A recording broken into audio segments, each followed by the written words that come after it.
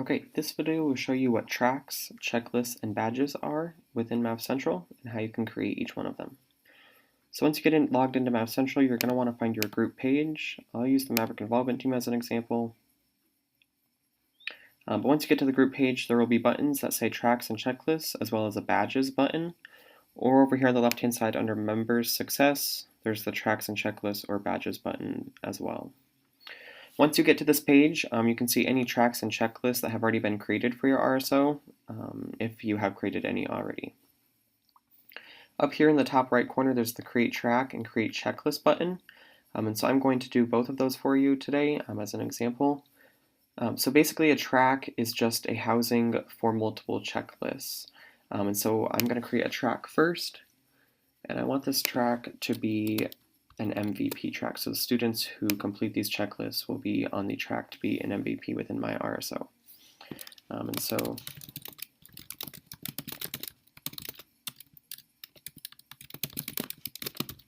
put in a quick description there. If you want to change the color of the track, you can do so here. If you want an icon for your track, you can also do that there. And then under Assign, you can change who sees this track or who's able to complete it. So I'm going to say only the people at Math Central. And then make the track visible to those who you assign it to, yes. And I want this track to start tomorrow. Go ahead and hit Save then. So now I have a track, but here it says 0 checklists. And so I'm going to go ahead and create a checklist. And the first one under the MVP track is going to be community service.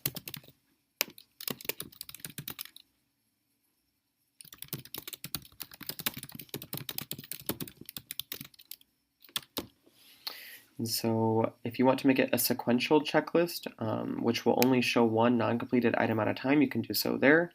But I want all of the non-completed items to be displayed at once. You can change the order in which the checklist appears. I only have one so far in this track, so I'm just going to keep it as 1. Once again, you can change who sees this, so I want only the people here at Minnesota State with Math Central to see it.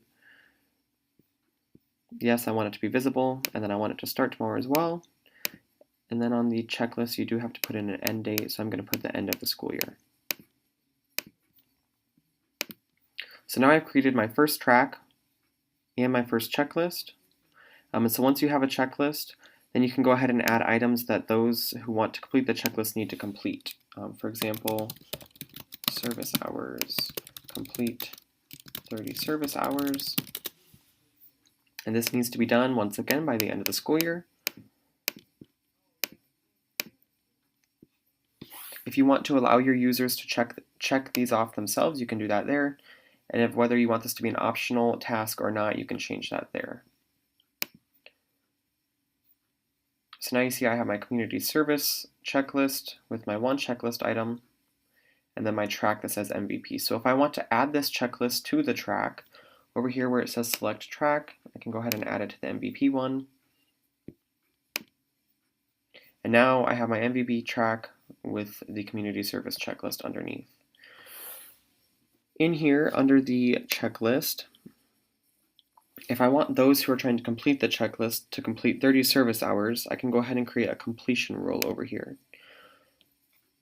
A completion rule is set so that when something happens, it automatically completes it for the person. So when a user records service hours, under the service hour type, they have to complete at least 30 from beginning tomorrow to the end of the school year.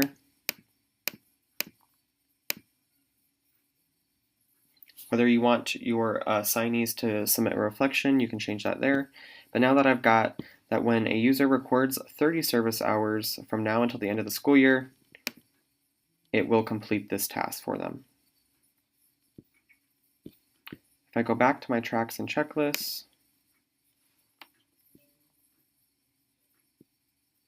now I can see, once again, my MVP and community service. I'm going to add one more checklist, and I'll be right back. Okay, so now I've added an academic honors checklist here, along with the community service, and they're both under the MVP track.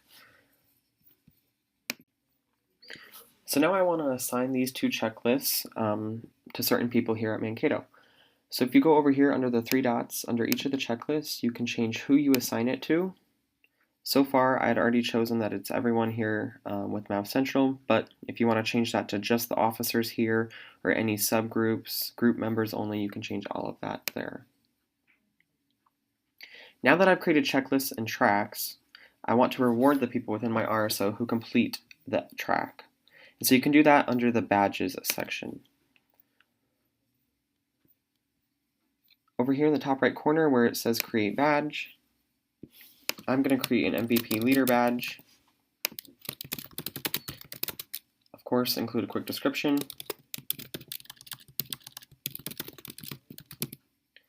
And this is for those who have achieved the MVP leader status. If you want to upload a badge icon, you can do so there. Otherwise, the maximum number of times someone can complete it, I only want them to be able to complete it once. They can add it to their LinkedIn profile if you choose so there. I don't want it to be a private badge, and I also don't want it to be a group badge. Once I hit save, now I can show, so under MVP leader, once again, we can create a completion rule. And so this happens when a user completes a track. And so they're going to complete the specific track that I just made, which was MVP, at least once. So you can change which track they complete. I just made the MVP with 2 checklists under it. Once they complete that, now they will have the MVP leader badge, which awards them for their work. And that is how you create tracks, checklists, and badges.